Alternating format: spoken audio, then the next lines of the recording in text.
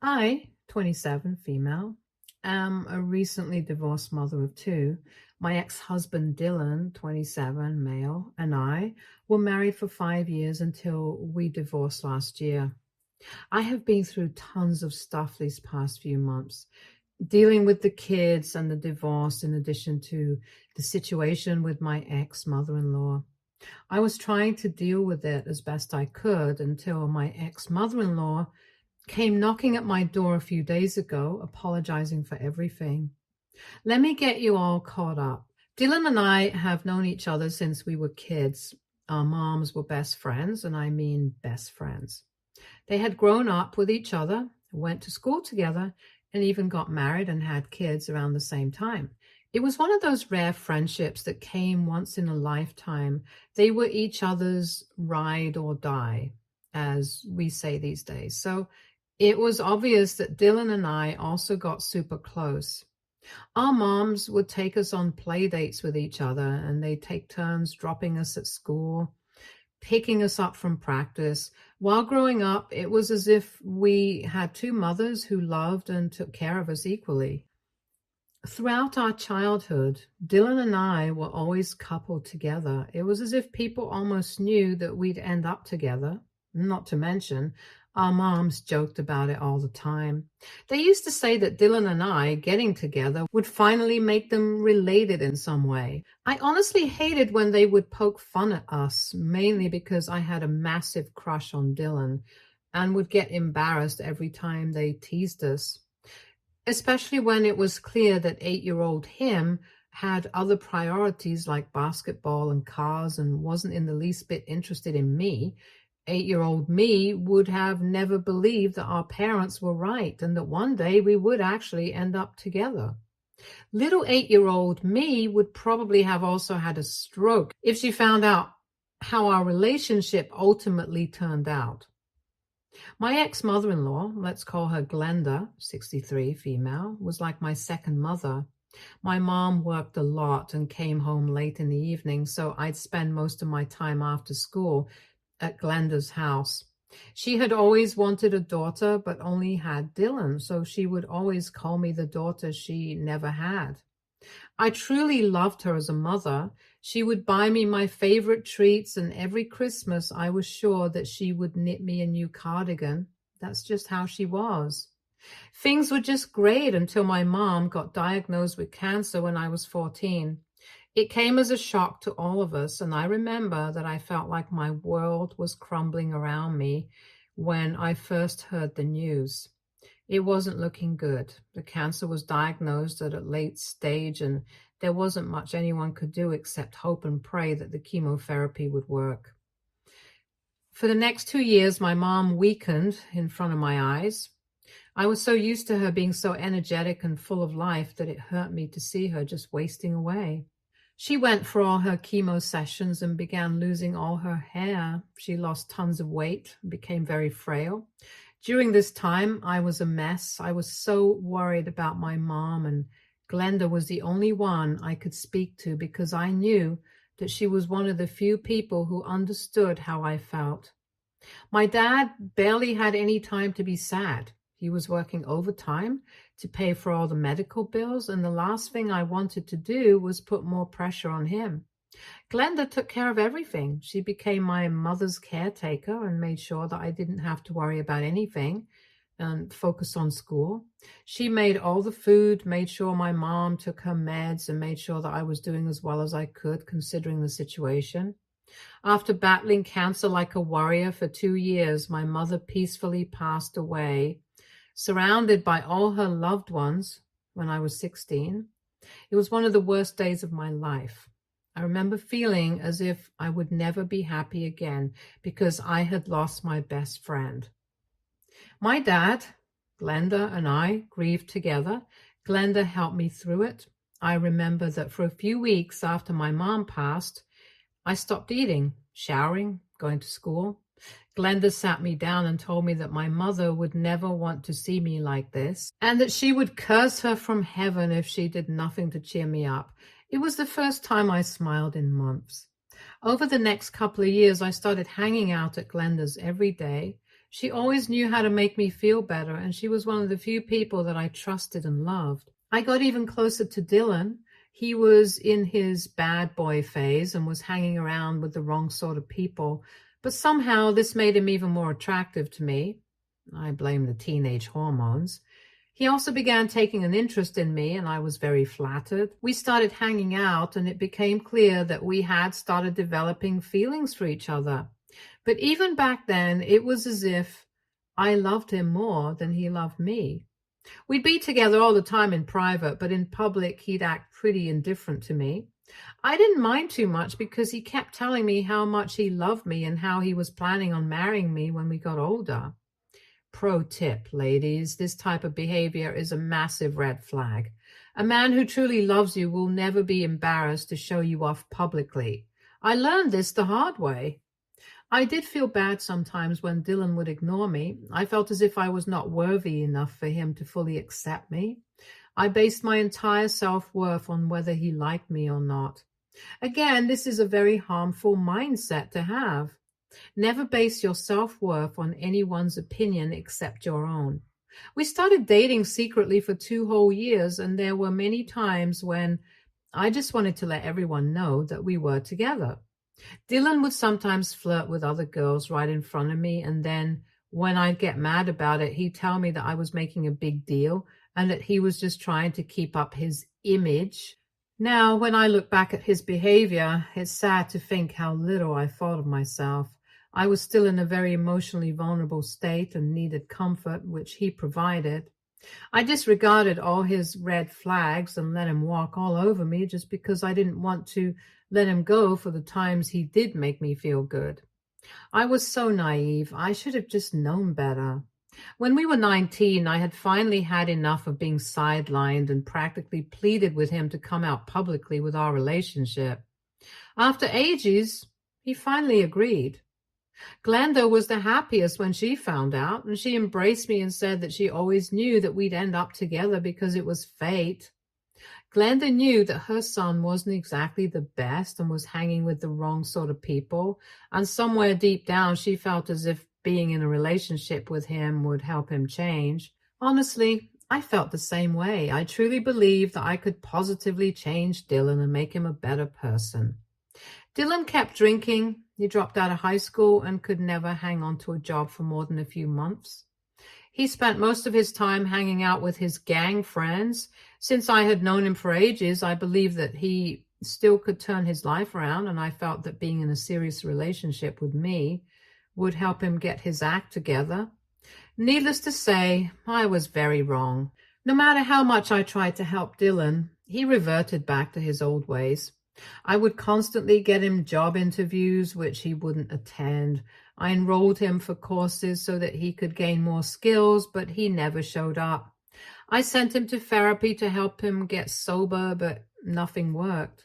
Meanwhile, I was in college, working double shifts to earn money to support both of us. Glenda was constantly stressed because of Dylan and his antics. She worried herself sick about our future, and at one point was actually scared that he was going to do something to himself. Another year passed, and Dylan went from bad to worse. I was beginning to think of ending things when our entire lives changed. Glenda suffered from a heart attack. I got a call in the middle of the night and we rushed to the hospital. By God's grace, she was stable and had to be admitted for a few days. They ran a few more tests and found out that she was suffering from coronary heart disease and had very high blood pressure. In addition, she also suffered from arrhythmias, heart rhythm disorder, which, if left uncontrolled, could be fatal. The doctor said that she was lucky to even be alive. I thanked the Lord that she was okay, but I was still shocked that she was so unwell this whole time. The doctor put her on a strict diet. She had to do a certain amount of physical exercise daily, as well as take a ton of medications. The main thing the doctor told us was that her heart was extremely fragile and she shouldn't be under any kind of stress because that could trigger another arrhythmia. And this time she wouldn't be as lucky. I was just grateful that she was alive. I was also the one who had to pay for all the hospital expenses because Dylan had nothing. I didn't mind because I would do anything for her. After we brought her back home, I noticed a drastic change in Dylan. I think this whole thing was a reality check for him. I could tell that he was completely shaken by the thought of losing his mom and that he became a completely different person. He started helping his mom every day, got an actual job, and started paying his share of the rent and bills. His attitude to me changed as well. For the first time, he was actually appreciating me, taking me out on dates and showering me with love. This has been a harrowing experience for all of us, but the fact that Dylan had changed for the better was the best thing that came out of it. In the months that followed, Dylan and I took good care of Glenda. We made sure that she followed her routine and took her for checkups to make sure everything was fine. I was so happy to see how involved Dylan was. I was even more attracted to him now. When we were 21, Dylan proposed. I said yes, and a year later, we were married. Glenda was thrilled. I still remember the speech she gave at the wedding. She said that she had always thought of me as a daughter, and now that I was married to Dylan, it was official, and she couldn't be happier. She said the only thing she wished for was for my mom to see this because she would have been happier than ever. I graduated that same year and managed to secure a pretty well-paying job at a firm. It was quite a distance from the apartment that I shared with Dylan, which was closer to Glenda. However, the commute was getting too tedious for me, and even though I didn't want to go too far from her, we decided that it was best if we got an apartment closer to my work. Glenda was all for it, so we moved the following year. I was still uneasy being far away from Glenda, so I decided to keep a caretaker with her at all times. It was expensive, but it gave me peace of mind. Our first year of marriage was bliss.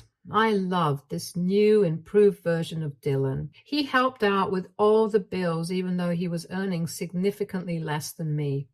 He did chores and was a great help. The fact that he was more romantic than ever was the cherry on top. Within a year, we were pregnant, and this was a little unexpected because it was still too early in our marriage, but I felt secure enough to bring a baby into this world.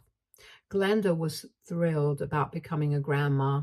I gave birth to my first daughter, Mary, and we started settling into parenthood. Now, being a parent is no easy task. It's a lifelong commitment, and the start is definitely rough. I immediately bonded with my daughter, and I didn't mind the sleepless nights and the stinky diapers. I enjoyed every aspect of it. Dylan, on the other hand, did not adapt that well. After the birth of our daughter, he barely helped take care of her. I was the one who did everything, and when I confronted him about this, he said that he was scared of holding her and that this was not what he signed up for. He said he had no idea that babies were this much work. I was startled. He was being so immature, and I was already dealing with so much as it is. His uninvolvement when it came to looking after Mary led to huge fights. At one point, I decided there was no point in arguing and took care of her all by myself. To make matters worse, Dylan got fired from his job. Instead of finding a new one, he went back to his old ways and started hanging out at home. This time around, he stopped doing the chores and completely ignored Mary. I had to go back to work early from my maternity leave because we needed the money desperately. Dylan didn't want to look after Mary, so I had to hire a babysitter despite him being at home. This was an added expense that we could not afford, but there was no other option. I contemplated asking Glenda to help take care of the baby, but she was already weak. I didn't want to put her under any more stress. Dylan started drinking again. He'd come back home absolutely sloshed and incoherent. Once again, I tried sending him to AA meetings, therapy, everything, but nothing seemed to work. He wasn't getting a job, and my patience was running thin. The biggest blow came when I found out I was pregnant again. We didn't plan this, and there was no way we could afford another baby. I was the only one who was working, and we were barely scraping by. Mind you, I was paying for the babysitter, Glenda's caretaker, and Dylan's therapy, in addition to the bills and rent. I was burning myself out while Dylan made absolutely no effort to change. There were huge cracks in our marriage now, and I was regretting marrying him. There were many times when I contemplated telling Glenda everything. She had always given me the best advice. I knew the doctor said that she shouldn't be under stress, and these matters would stress her beyond anything, so I kept my mouth shut. Whenever she called, I acted as if everything was fine. Even Dylan had the sense not to stress her out, so even he behaved in the same way. However, he was immature, not ready to take on the responsibility that came along with marriage and fatherhood. With another baby on the way, Dylan had worsened. He said that this was all a huge mistake and told me to get rid of the baby. I was appalled even to hear him suggest that. Yes, it was going to be difficult raising 2 kids, but things would be way easier if he took some initiative and got a job. We kept arguing all the time. He'd not come back home on most days, and the whole atmosphere at home was terrible, and it was beginning to affect Mary. I reached my breaking point when I caught him having an affair with our babysitter. I was not surprised, neither was I hurt. I didn't love him anymore, and neither did he love me. I knew the only reason he was even with me was because I put a roof over his head and paid all his bills. He needed me. I didn't need him. In fact, my life would be easier without him mooching off of me. He didn't seem in the least bit guilty that he was cheating on me. Honestly, he was a pathetic excuse of a man, and I wished that I had left him ages ago. He was disgusting in all aspects. I decided to separate from him. He protested, saying that he needed me when all he needed was my money. But this time, I had had enough. I had no more feelings for him. All he was to me was my life's biggest regret. After a while, he gave up the act and told me that the only reason he married me was because I was a safe option that his mother approved of. He married me so that his mom would get off his back once and for all. I suppose he was trying to hurt me, but honestly, I didn't care. I was so fed up with him that I was relieved when he left with the babysitter. After giving birth to my younger daughter, we began the divorce proceedings. Dylan didn't want custody of the 2 kids, which was good because he wasn't capable of looking after them either way. He got a rude surprise when he came to know that he would still have to pay child support for both of them. Honestly, I could manage just fine without him, but I would be a fool to say no to extra money. The divorce was finalized, and we began living separately. In other news, Glenda had no idea her condition was getting worse despite all the precautions we took, and she had just recently had an angioplasty and was recovering. Dylan and I decided to not tell her about the divorce until we were sure she could handle it. Away from Dylan, my life was much easier. I was able to get a babysitter for both kids, and after my maternity leave, I went straight to work to earn more cash. I began to realize that Dylan was just added weight that was just dragging me down. Without him, I was able to save not only my money, but my mental sanity as well. My kids and I were thriving. Meanwhile, I heard that Dylan still didn't have a job and was on the verge of breaking up with his girlfriend. He barely was able to keep up with the child support payments, but he wasn't my problem anymore. I somehow managed to convince Glenda that everything was fine because she still wasn't doing that good, and she bought it. A few months later, I got a call from the bank saying that there had been an increase in the frequency of withdrawals from Glenda's account. I usually added a certain amount of money to her account every month, and she barely made any withdrawals, let alone multiple times a week for months. She had her entire life savings in there, and I knew that she would have told me if there was an unexpected expense.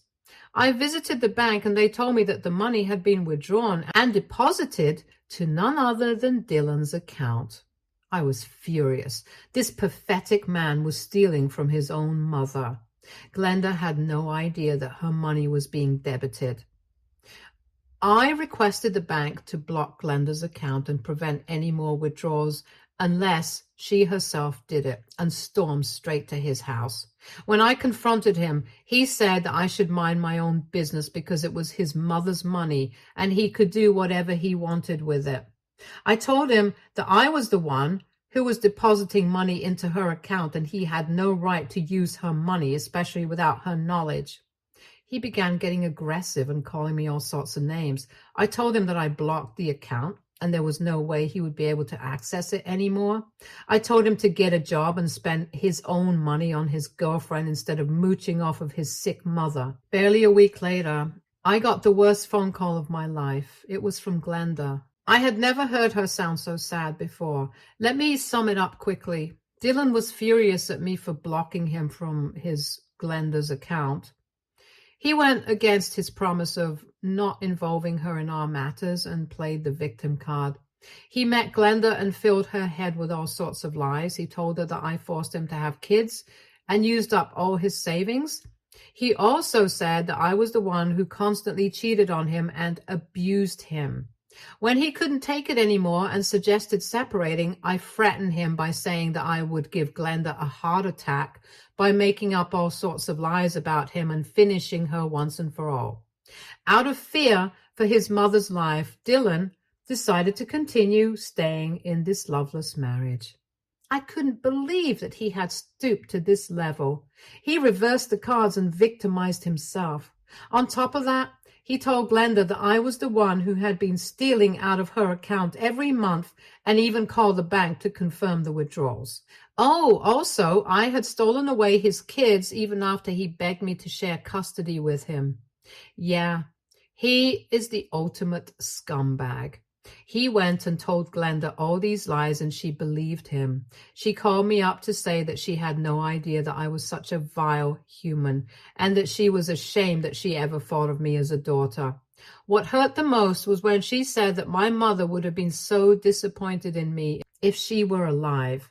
She also said that I was such a pathetic wife that there was no wonder why Dylan decided to have an affair and leave me.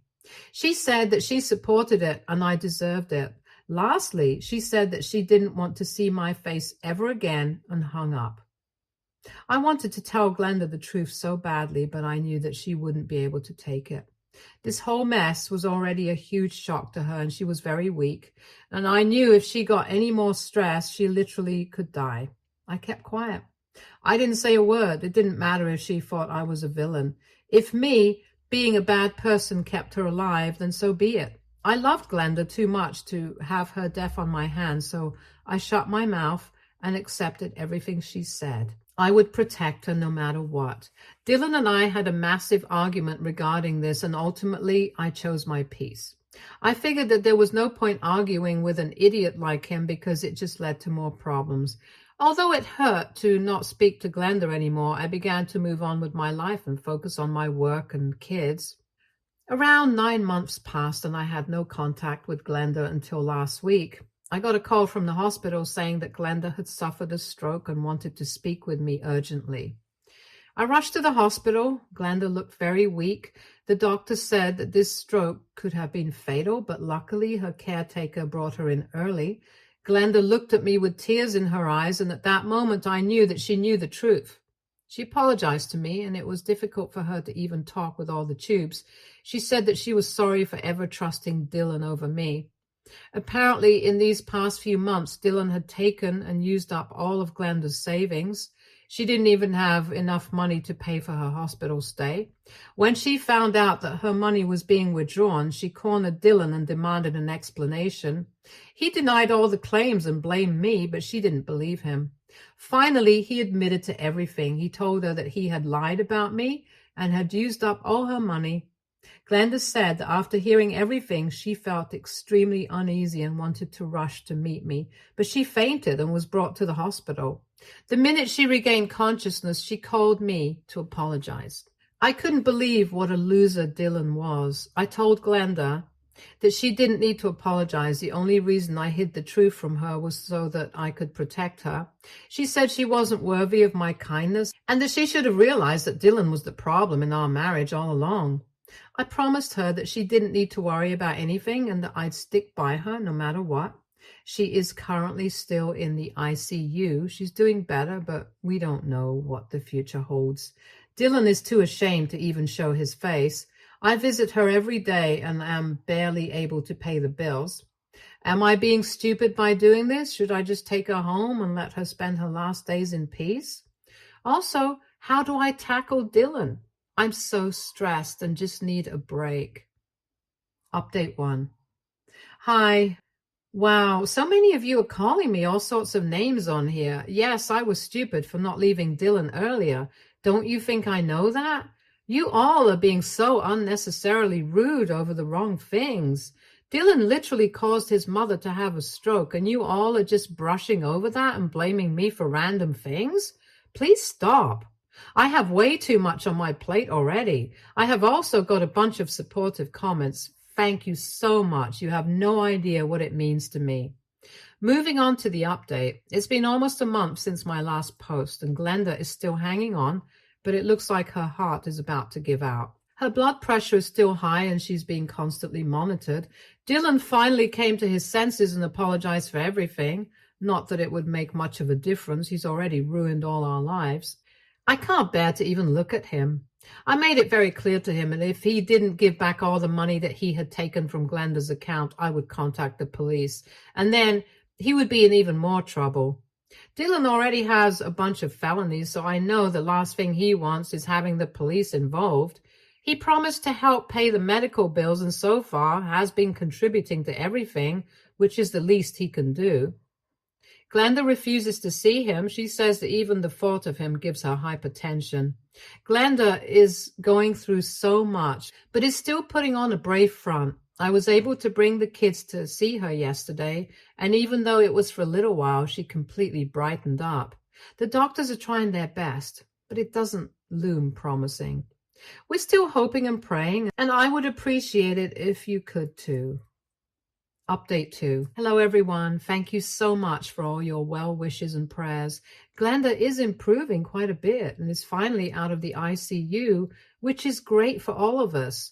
The doctors say that she is stable enough to leave the hospital.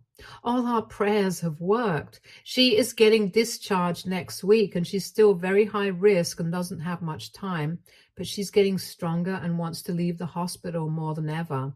She says that when her time comes, she wants to be at home with her grandkids and not connected to tubes and machines. Surprisingly, Dylan has managed to give back all the money that he had taken. I don't know how long this act is going to last this time because the same thing happened to him last time as well, and we all know how that turned out. Anyway, Glenda and him are still not on speaking terms. I don't think she is ever going to forgive him. I finally feel like Dylan feels guilty for what he has done, but honestly, I am done giving him the benefit of the doubt. He's just facing the consequences of his own actions. Anyway, I'll keep you all updated. Update 3. Hey guys, sorry it's been ages since my last update. I've been seeing so many comments asking how Glenda is doing and wondering if everything's okay since I haven't been active on here. Glenda is fine. No, she isn't dead. I saw so many comments saying that she passed away, but no, she's still very much alive. I've also seen many comments asking me to start a GoFundMe for donations for her treatment. While I do support the sentiment, I will not be taking any donations for Glenda. Thankfully, I have enough to manage all her bills. Either way, thank you for being so kind and supportive. Like I said, Glenda is doing fine. She got discharged a couple of months ago and is now living with me and the kids at our apartment. I've hired a full-time nurse to monitor her when I'm not home. The nurse also helps out with the kids, which is fantastic. Glenda has been improving day by day. I don't know what it is. Maybe it's the fact that she's with her grandkids. Whatever it is, I'm so happy that she's okay. She is even walking around and playing with the girls. It brings tears to my eyes whenever I see them together, and I just want to freeze the moment forever. Honestly, it's a miracle that we even have her right now. The doctor told us that there was a slim chance that she was even going to be discharged, but here she is, still thriving. We have been inseparable since her discharge, and it's as if she's making up for lost time. I'm so happy to have her. Last week, she told me that she should have known that I was protecting her this whole time because that would have been exactly what my mom would have done too. I nearly bawled. As for Dylan, he visits occasionally, but none of us care. He's trying to get to know the girls, but the minute he starts acting funky, he's not going to be in touch with them again. I can't let them go through the trauma that I have been through. Dylan and I are not on good terms, but if he's planning on stepping up to be a good dad, I'm no one to stop him. As of now, everything seems to be fine and we're taking each day in stride. I would appreciate it if you continue to keep Glenda in your prayers.